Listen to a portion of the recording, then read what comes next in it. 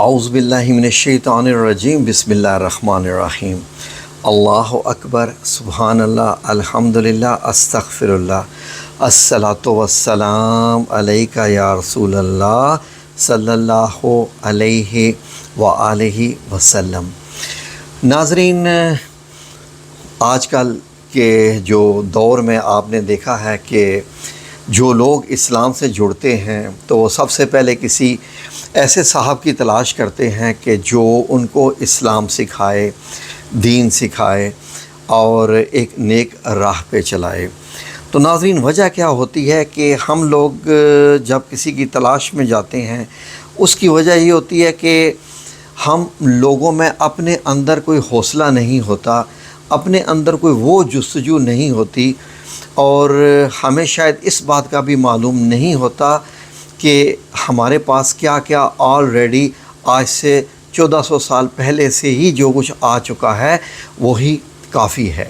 لیکن چلیں، پھر بھی استاد کی تلاش کی بات ہو رہی ہے تو وہ لوگ جو کہ جاتے ہیں اور کسی سے ملتے ہیں، پھر ان کو کوئی پیر صاحب مل جاتے ہیں تو وہ پیر صاحب کہتے ہیں جی کہ سب سے پہلے تو آپ میری جناب جی بیعت کریں، اور پھر اس کے بعد میں آپ کو روحانیت سکھاؤں گا، دین کے راستے پہ چلاؤں گا، اور میں آپ کو جناب جی دنیا اور آخرت میں پتہ نہیں کامیاب کرواؤں گا وغیرہ وغیرہ۔ یہ ایک لمبی چوڑی بحث ہے۔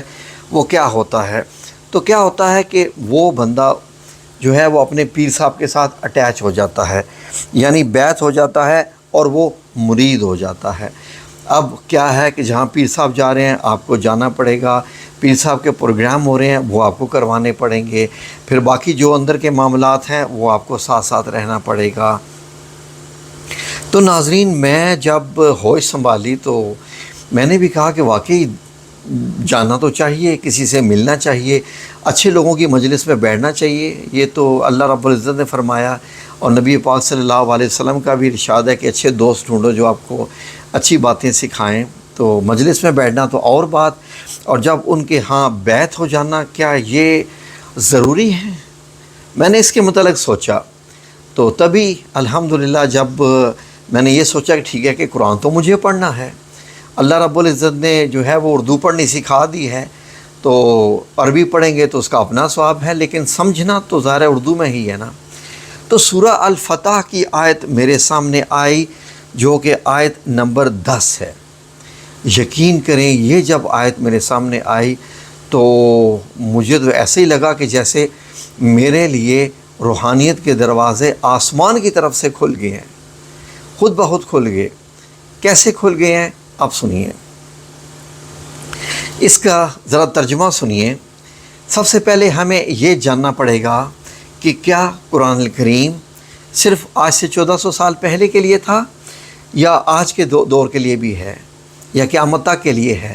اب یا یوں کی بات نہیں ہوتی، بالکل ہے، ہمیشہ کے لیے ہے، قیامت تک کے لیے بھی ہے، اور قیامت کے بعد مطلب یہ ہے کہ اس کے بعد بھی یہ آیات رہیں گی۔ ایک وہ وقت آئے گا جب اللہ رب العزت ان کی تلاوت کریں گے، تو قرآن مجید ہمیشہ کے لیے ہے۔ اور رائٹ، یہ تو کلیئر ہو گیا۔ اس کے بعد نبی کریم صلی اللہ علیہ وآلہ وسلم کیا اس دنیا سے پردہ فرما گئے تو کیا آپ کا رول ختم ہو گیا؟ نہیں، اس لیے کہ اللہ رب العزت نے تو آپ کو رحمت للعالمین فرمایا ہے کہ آپ تو جو ہے وہ تمام جہانوں کے لیے آپ رحمت للعالمین ہیں۔ تو اس کا مطلب ہے کہ یہ جو دور گزر رہا ہے اس میں بھی ہیں، بالکل ہیں۔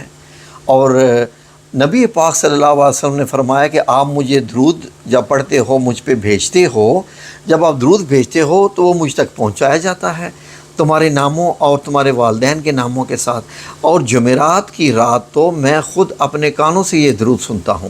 چلیے اور بتائیے، پھر اس کے بعد جب ہم روضہ مبارک کی زیارت کرتے ہیں، مدینہ منورہ میں حاضری دیتے ہیں، تو ہم پڑھتے ہیں الصلاۃ والسلام علیکہ یا رسول اللہ صلی اللہ علیہ وآلہ وسلم۔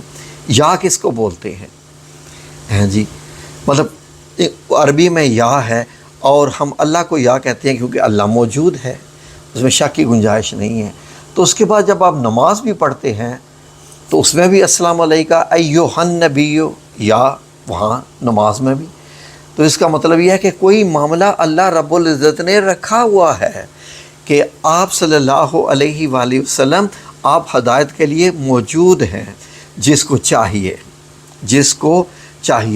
تو یہ سورہ الفتح کی آیت میرے سامنے سے گزری، آیت نمبر 110۔ آپ بھی قرآن کریم کھول کے اس کو پڑھیے گا آج۔ اس کا میں ترجمہ آپ کی خدمت میں پیش کرتا ہوں، اب غور سے سنیے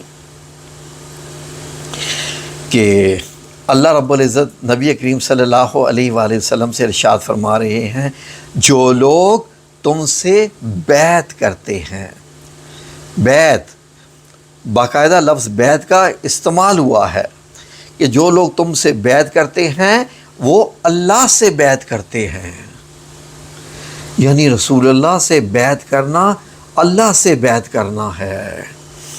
آگے سنیے آگے، اور اللہ کا ہاتھ ان کے ہاتھوں پر ہے۔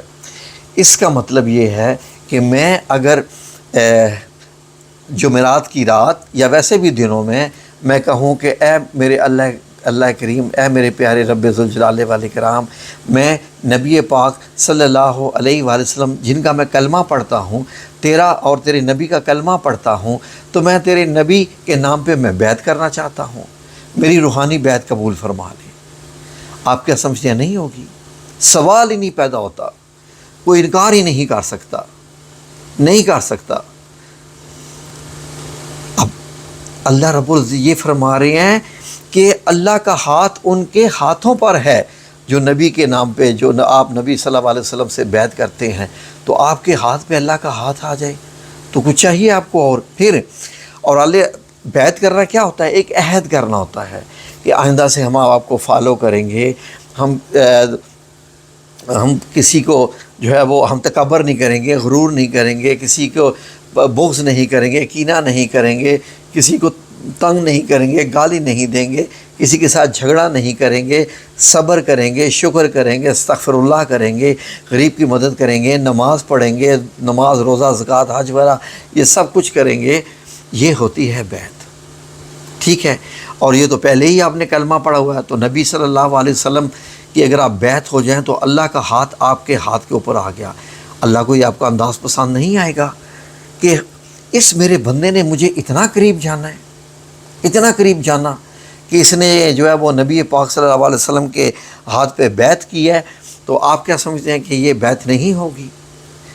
کوئی ہے ایسا مولوی جو یہ ثابت کر دے کہ یہ غلط ہے؟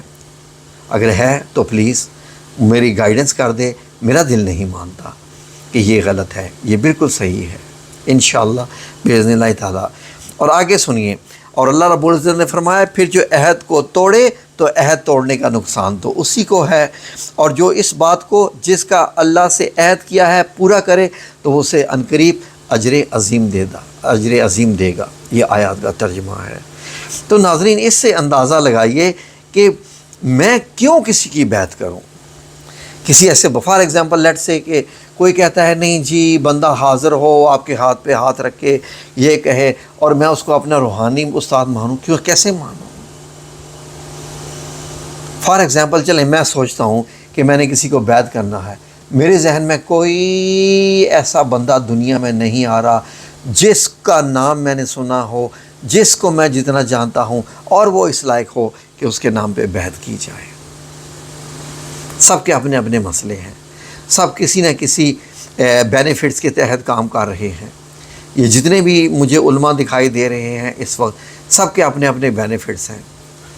ہاں جی 10-10 20-20 کروڑ کی گاڑی میں بیٹھنا اور پھر جناب جی باڈی گارڈ اور کاروبار اور بزنسز، اور اس کے بعد جناب جی کسی سے ہاتھ بھی نہ ملانا، ایسے علماء کے نام پہ بیعت کریں یا ایسے پیروں کے نام پہ بیعت کریں جو کہ بس مریدوں کو جناب اپنا صرف نوکر بنائے رکھیں اور بس اپنے جناب کام دھندے اور جو ہے جی بس پھر اس کے بعد یہ میرا یہ فرقہ ہے تو میں اس فرقے میں آنا پڑے گا، پہلے یہ میرا فرقہ ہے تو میں اس سے آگے ہوں۔ اور بھائی کون سا فرقہ، کیسا فرقہ، کس چیز کا فرقہ، کیوں مروانے کے چکر میں ہے مجھے؟ میں نے تو رسول اللہ صلی اللہ علیہ وسلم کا اور اللہ رب العزت کا، میں نے ان دونوں کا کلمہ پڑھا ہے، ان کا کون سا فرقہ تھا؟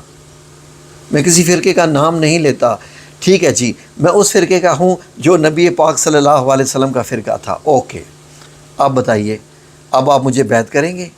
میں اس فرقے میں جناب جی آنا چاہتا ہوں جو حضرت ابو بکر صدیق رضی اللہ عنہ، جو حضرت عمر بن خطاب رضی اللہ عنہ، جو حضرت عثمان غنی رضی اللہ عنہ، جو حضرت علی کرم اللہ وجہہ رضی اللہ عنہ، جو ان چاروں کا جو فرقہ تھا میں اس پہ جو آتا ہوں۔ ان کا کون سا فرقہ تھا؟ ان کا تو وہی تھا جو نبی کریم صلی اللہ علیہ وآلہ وسلم کا تھا۔ تو پھر میں تو نبی کریم صلی اللہ علیہ وآلہ وسلم کے ہاتھ پہ بیعت کرتا ہوں۔ اے نبی کریم صلی اللہ علیہ وآلہ وسلم، میں نے آج سے 25 سال پہلے 30 سال پہلے بھی آپ کے ہاتھ پہ بیعت کی تھی، میں اسی پہ قائم ہوں۔ اور پھر اس کے بعد آپ میری جو ہے خواب میں آپ نے زیارت مجھے نصیب فرمائی، اور پھر آپ نے اپنا ہاتھ میرے کندھوں پہ بھی رکھا۔ میں آپ کا شکر گزار ہوں کہ میں نے آپ کی بیعت کی اور آپ کی محبت میرے دل میں آئی۔ مجھے معلوم ہے کہ میرا مرشد سچا ہے، مجھے معلوم ہے کہ میرا مرشد اس کائنات کی جو ہے وہ اللہ رب العزت کے بعد سب سے بہترین ہستی ہے۔ میں کیوں کسی اور کے نام پہ بیعت کروں، جن کی صندوقچڑیاں ہو یا جن کے کوئی اور معاملات ہوں؟ میرا مرشد سب سے سچا ہے۔ اگر کسی سے پوچھیں بیعت کیا ہوتی ہے تو وہ کیا فرماتے ہیں؟ جی جن کو بیعت جن کو کرنی ہوتی ہے وہ دو قسم کے مرشد ہوتے ہیں، مرشد عام ہوتا ہے اور مرشد خاص ہوتا ہے۔ مرشد عام جو ہوتا ہے اس کو کلام اللہ آنا چاہیے، پھر رسول اللہ صلی اللہ علیہ وسلم کا کلام آنا چاہیے، آئمہ شریعت و طریقت یہ ہونی چاہیے۔ اور مرشد خاص سے مراد ہے کہ وہ صاحب سلسلہ بزرگ جن کے ہاتھ پر لوگ بیعت کرتے ہیں وہ ہو۔ نہیں ہے بھائی، مجھے پتہ، مجھے کسی کا نہیں پتہ۔ مجھے سب میں جو ہے وہ کوئی نہ کوئی کہیں نہ کہیں کسی نہ کسی جگہ پر ٹھیک ٹھاک عیب نظر آتے ہیں۔ مجھے وہ دنیا دار بھی نظر آتے ہیں، مجھے تو وہ صوفی بھی نظر نہیں آتے۔ صرف اپنے نبی پاک صلی اللہ علیہ وآلہ وسلم کے نام پہ بیعت، اور یہی سچی بیعت ہے۔ اور میرا مرشد، میرا استاد، میرا نبی، میرا سب کچھ، میرے ماں باپ، میری جان و مال، میری اولاد، میرا سب کچھ، آج یا رب العزت میری سانس نکالنی ہے میرے نبی کے لیے، ابھی یا رب العزت اس ویڈیو بنانے کے دوران نکالے، میری سانس حاضر ہے۔ میرے نبی سے بڑھ کے مجھے کوئی نہیں، نبی صلی اللہ علیہ وسلم جیسا تو کوئی ہے ہی نہیں، تو میں کسی ایسے بندے کی بیعت کروں جس سے میرا دل ہی نہ مانے۔ اگر کسی صاحب کو اس میری ویڈیو سے دکھ پہنچا ہو، جو کہ پیروں فقیروں کے ماننے والے ہیں، ٹھیک ہے جی، ٹھیک ہے، ہوتے ہیں، وہ اولیاء اللہ ہوتے ہیں، بالکل ہیں۔ قرآن میں اللہ رب العزت نے ارشاد فرمایا کہ ان کو نہ خوف ہوگا، نہ غم ہوگا، نہ ہی وہ کچھ اور ان کا معاملہ ہوگا۔ لیکن میں کہاں سے ڈھونڈوں؟ میں کیسے کسی کی گارنٹی دوں؟ میں تو اب اپنے گھر میں اپنے کسی بچے کی گارنٹی نہیں دے سکتا، میں کسی کو اپنا مرشد بناؤں، اور وہ بھی آخرت کے لیے؟ Never and ever, absolutely not. میرا مرشد میرا نبی ہے، میرا رسول ہے، جو اللہ رب العزت کا ایک سب سے خاص اور سب سے پیارا نمائندہ ہے، سب سے خاص حبیب ہے۔ اور کیوں نہ میں ایک ایسے شخص پہ جو ہے بیعت کروں کہ جس کے بیعت کرنے سے اللہ کا ہاتھ میرے ہاتھ پہ آ جائے، اور مجھے کیا چاہیے؟ ناظرین، ایک اور بھی بات پہ غور کیجئے، ایک اور بات بھی میں آپ کو بتاتا ہوں، مزے کی بات۔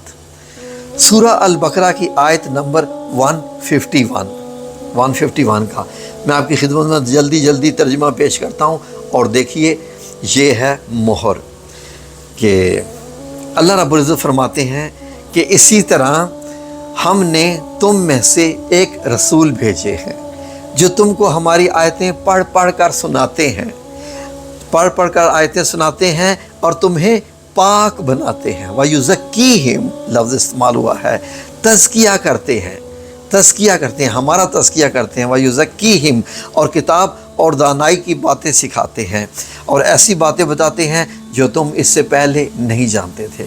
تو ناظرین، کیا ہمارے پاس حدیث کی کتابیں نہیں ہیں؟ کیا ہمارے پاس صحیح بخاری، صحیح المسلم اور باقی جو احادیث کی کتابیں ہیں کیا نہیں ہیں؟